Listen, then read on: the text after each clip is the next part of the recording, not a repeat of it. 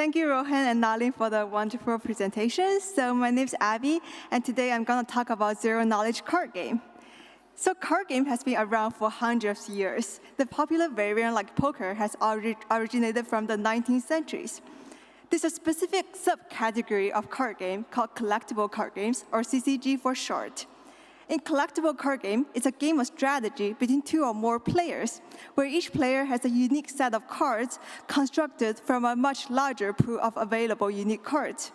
We all have our favorite collectible card game from memory. It could be Pokemon, it could be Hearthstone, it could be Magic the Gathering. It has been such an important part of the game histories. In collectible card games, the player is able to construct different set of cards to come up with different strategies.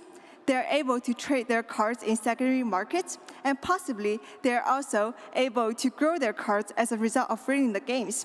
And the company usually releases the card either as a starter pack or a booster pack. Where collectible card games have been around for a long time, it's not as obvious as it seems to bring a card game fully on-chain. So broadly speaking, there are two categories of card games: the complete information game, as well as the incomplete information game. Example of complete information game include chess. So all the game states or game moves are completely public, and players make decisions based on publicly available information. And there's a second category of games called incomplete information game. So example of which include poker. So in poker, there's a lot of private information. The hands of the player or the cards remaining in the deck, these are all hidden. Each player is agnostic towards the hand of the card of the opponent, as well as the cards remaining in the deck. The presence of such private information makes the gameplay much more interesting. There are a lot of fun strategies like bluffing or slow playing. You can pretend that you have a very good card, even though your card is very lousy. You can pretend that you have a very lousy hand, even though your hand is very strong. That's why incomplete information is very interesting games, because it allows you to reason about other players' heuristics, and it's innately more complex strategies. However, the presence of private information makes it so much harder to simulate fully on blockchain. On blockchain, all the information is publicly available. So how do you hide information like my hands or the deck of cards while ensure the entire game is played fairly and randomly? There are a lot of primitives like card draw or card play, and its protocol is very unclear. When a player claims, I have a pair of ace, how do you know he does not have a pair of ace up his sleeves? So this brings us to a lot of interesting protocols. Right now on the market, there are a lot of blockchain games. However, a lot of them are just an on-chain NFT release with a completely off-chain gameplay.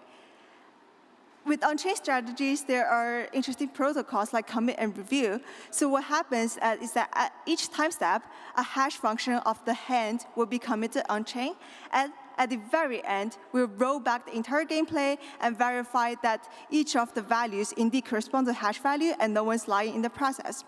This commit and review strategy has some obvious drawbacks. For example, if a player is lying, you can only know that he is lying at the very end, and you are unable to caught a liar on the spot.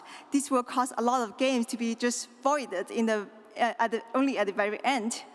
So how do we come up with an interesting protocol, not only able to construct a card game, but also provide a bunch of primitive protocol that can be applied to a wider range of card games? And that's why we built this minion fight game. So without further ado, let's start a demo. So the game started by choosing myself as either player 1 or player 2. And afterwards, the game will ask for a few random numbers, and we can start game and go to the main page. So you may wonder, what are the random numbers? The first random number is a seed. To randomly draw a card, we need two sources of randomness: the private source of randomness, which is this number I commit, and the public source of randomness, which could be the block hash of the previous block or the timestamp the previous opponent has finished the play. We need public source of randomness because if we only have a pre-committed number, I'm able to pre-choose a number that's to my advantage and generate an advantageous sequence of cards.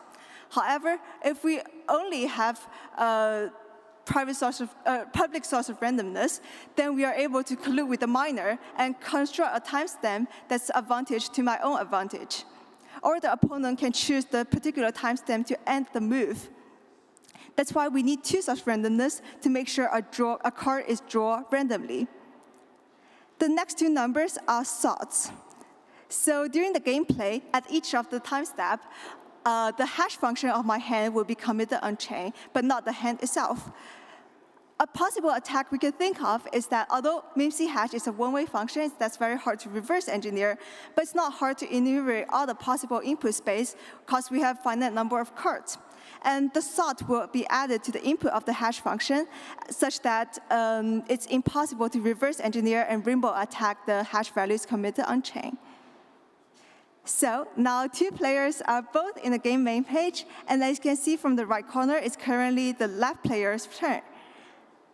We can do a few steps in the game. Firstly, we can draw a card. And as a card is drawn, actually a ZK knowledge proof, zero knowledge proof is constructed behind the scene to make sure my public and private source randoms are generated accordingly, and the card chosen are indeed fair and rare. So as you can see, I got a dog. So the dog is a killer. It has health value of 1 and attack value of 100, a special ability which is able to instantly kill any minion. And the next step is that I'll place the card. And the placing of the card is also a zero knowledge proof.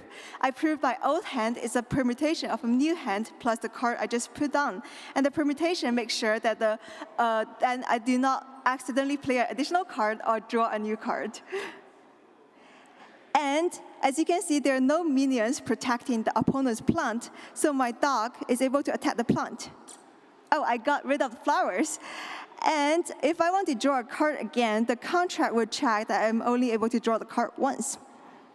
So now I'll end my turn, and I'll pass it to the opponent, where the opponent is able to draw cards now.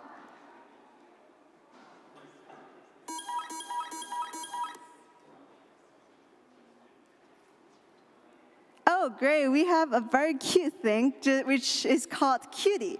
So the Cuties has special ability, which all minions double their attack value to protect the Cutie.